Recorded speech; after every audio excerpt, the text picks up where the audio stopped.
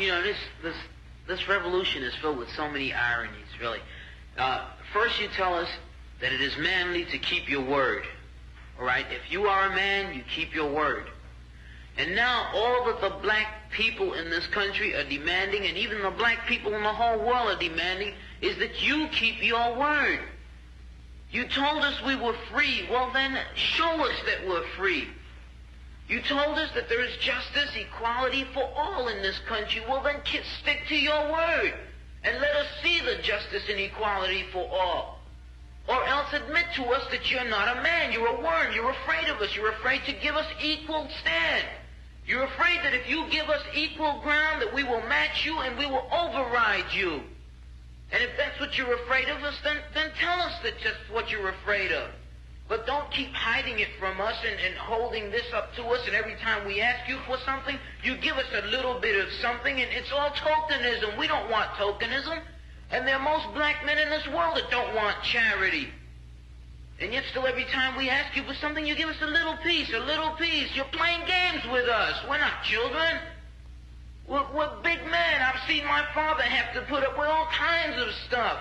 He was a big man. He raised a family. He went down south, and he had to go around to the back door with his wife. We're not asking for anything. We're not asking for any favors. All we want is what's ours. Now, there are many black veterans who are coming back, and they're mad. They're angry. Do you think that they're going to sit down through this? Our fathers didn't have the knowledge that we had. They sat through it.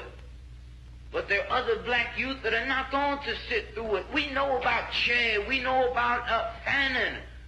We've read the books of our revolution. We've listened to Mao and his quotations. We know where we stand. We're not going to sit for it. We're asking, and if we ask and we don't get, we're prepared to stand up and take it. If I ask a man, I tell a man I am hungry. I tell him I am cold.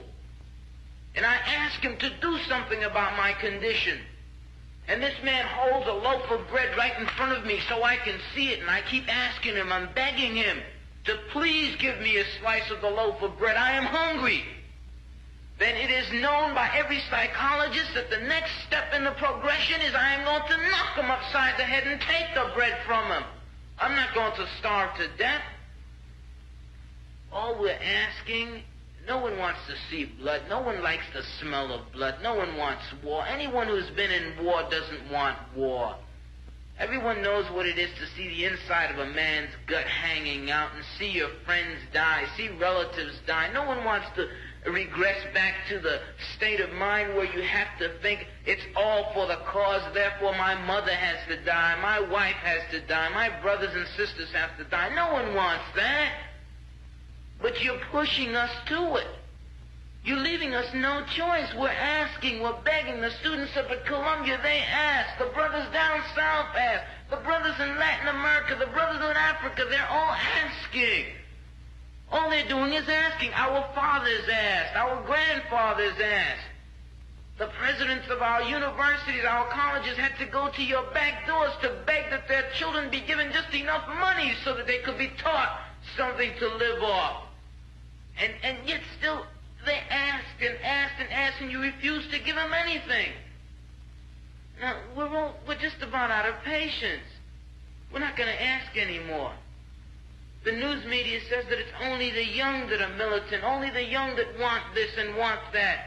Okay, but we're 40% of the black population now. Or we were a year ago, and still yet we're climbing. Before long we'll be 50%, 55%, and then we'll have the command. We're not going to take it. We're not going to take sitting in rotten parks and in places that just aren't fit for living. We're not going to take it. There's a limit to a man's patience, and everyone knows that God, Christ, heaven, everyone knows that what we're asking is not $1 million. All we're asking for is humanity. We're asking to be allowed to live like human beings.